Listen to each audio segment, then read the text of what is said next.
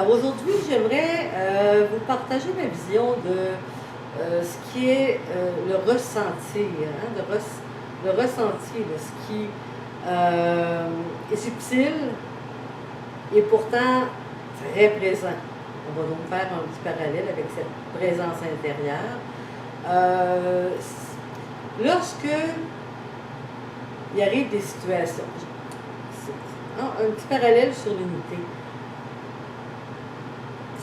OK, on est sur l'autoroute, on roule en auto et on entend un crash. Là. Les freins sont au maximum. Là, notre cœur monte, monte, monte. On ralentit. Puis là, on ne veut pas que ça fasse boum. Hein? Et là, malheureusement, ça fait boum. On peut même parler du 11 septembre, là, quand on a vu les avions. C'est comme, non, non, non, non.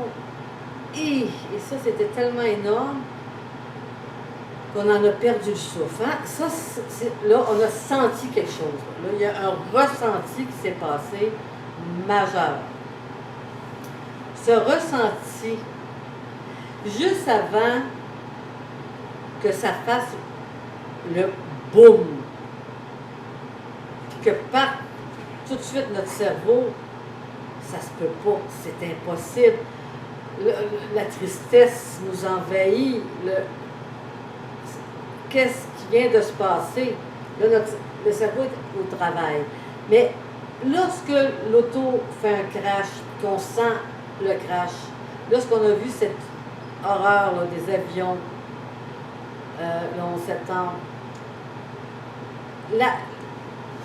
le ressenti, là, c'est fait. C'est tellement, tellement puissant. Ce que vous avez senti, quand ça s'est, avant que votre cerveau parte, c'est que vous étiez là. Vous faisiez partie des personnes du 11 septembre. Vous faites partie de l'accident d'auto qui vient de se produire. Si vous voulez savoir c'est quoi l'unité, là, essayez de revenir dans des moments comme ça où vous apprenez une très très mauvaise nouvelle, avant que les larmes coulent, avant que ça n'a pas de bon sens, juste avant, comme le souffle se coupe, c'est parce qu'à ce moment-là, la tête arrête. Il n'y a plus de pensée. Ça, c'est les moments ultimes là, du moment présent que vous pouvez saisir. C'est quand il arrive une situation insoutenable ou incompréhensible. Si elle ne se comprend pas, c'est parce que vous savez que vous faites partie d'eux. L'accident, on ne sait pas c'est qui, on ne sait pas s'il y a des morts ou des blessés, mais la première chose, c'est qu'une partie de soi est blessée. On est tous tellement reliés. Il existe ce point zéro. Il est dans chaque être humain. Et on l'expérimente régulièrement, c'est juste qu'on ne s'y attend pas. Alors si, lors de cette tristesse là, du 11 septembre, on a tellement fait, là on parle de millions de personnes qui ont fait, on a tout tombé au point zéro. Et lorsqu'on tombe au point zéro, c'est ce qui donne la puissance à l'amour, parce que l'amour est partout. Hein? Elle est dans tout, elle est dans l'air, elle est partout. C'est comme ils se reconnaissent. Enfin, là, c'est à chaque fois qu'il nous est donné la possibilité de tomber au point zéro, parce qu'on s'est reconnu. On s'est reconnu dans l'accident, dans ces horreurs. On voit des trucs qui se passent dans différents pays qui sont d'une infinie tristesse. La tête, le cœur, les sentiments, l'être humain, notre personnage réagit avec compassion, tristesse. Mais avant ça, là où ça fait, vous tombez au point zéro, où là, tout est. C'est là qui est tout ce qui est simultané, là, qu'on vit tout que là. Tout ce que vous pensez être en tant que personnage est là. C'est le point zéro. C'est le moment présent. Il n'y a que ça. Alors, je voulais vous donner ces exemples parce que pour moi, lorsque je les ai expérimentés, lorsque j'ai exploré ce drôle de ressenti, ce mouvement, une chance, j'ai eu beaucoup d'accidents, ça m'a aidé à souvent être obligé de... Puis tu fais rien, hein, c'est pas... Tu dis pas à ta minute, on va vivre mon moment présent. C'est tellement naturel en vous que ça c'est beaucoup plus grand que tout ce que vous allez penser après. Beaucoup plus grand. Ce qui est grand après, c'est de ce qui vient d'arriver, vous priez, vous donnez de la lumière. Mon Dieu, j'espère qu'ils ne sont pas blessés. Mon Dieu, j'espère qu'il n'y a pas de mort. Good, on a un cœur à bonne place, là, c'est correct. Puis ces pensées d'amour qu'on envoie, c'est extraordinairement puissant. Faut jamais penser que je fais ça, mais je ne suis pas sûre que ça donne quelque chose. Ou ça donne quelque chose. Mais aujourd'hui, ce que je voulais vous communiquer, c'est d'être conscient qu'on est qu'au moment présent par ce genre de situation-là qu'on est appelé à vivre. Donc, on revient au moment présent, hein, le coup avant que les émotions, que la tête prenne la place, et c'est la preuve aussi de l'unité. Bien évidemment, on sent qu'on est dans l'accident. Hein, on en fait partie de l'accident. C'est plus fort que soi. Je suis persuadée, parce que c'est des choses qu'on expérimente, que ce soit une très mauvaise nouvelle, auquel vous vous attendiez pas du tout. Là, ça frappe. Mais avant de dire, oh non, juste avant, c'est comme, wow, là, j'ai le moment présent.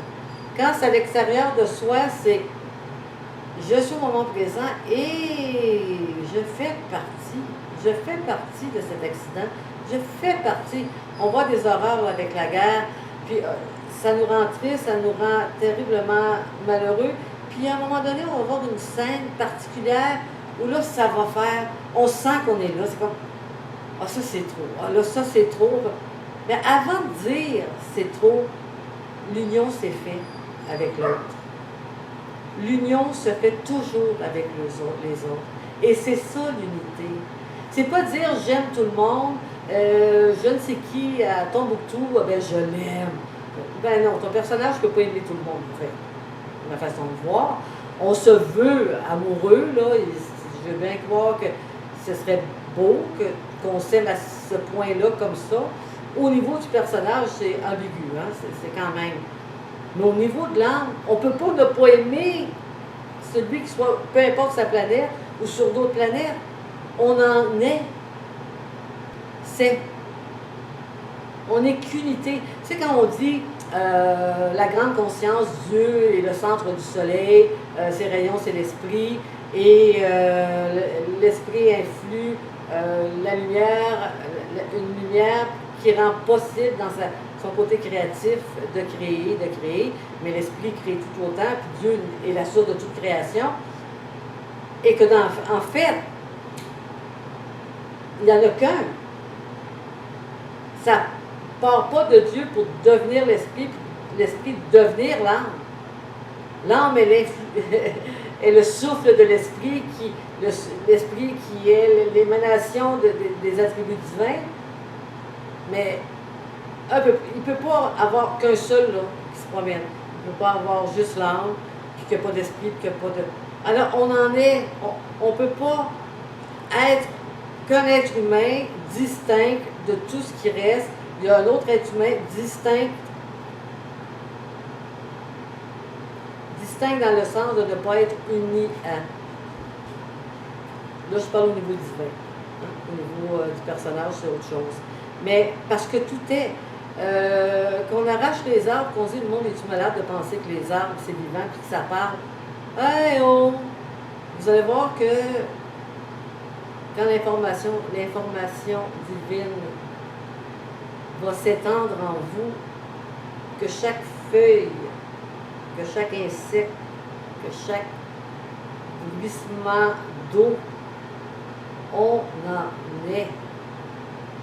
Et plus on prend conscience de l'unité avec tout ce qui est, et plus notre personnage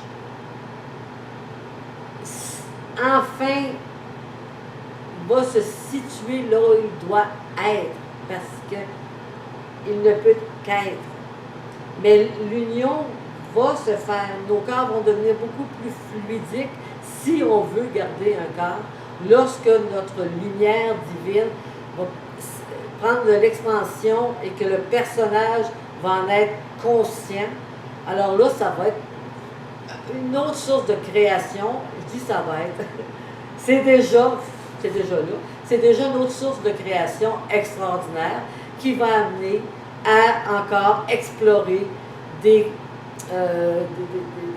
pans, des couleurs, des sons de l'amour d'une autre façon.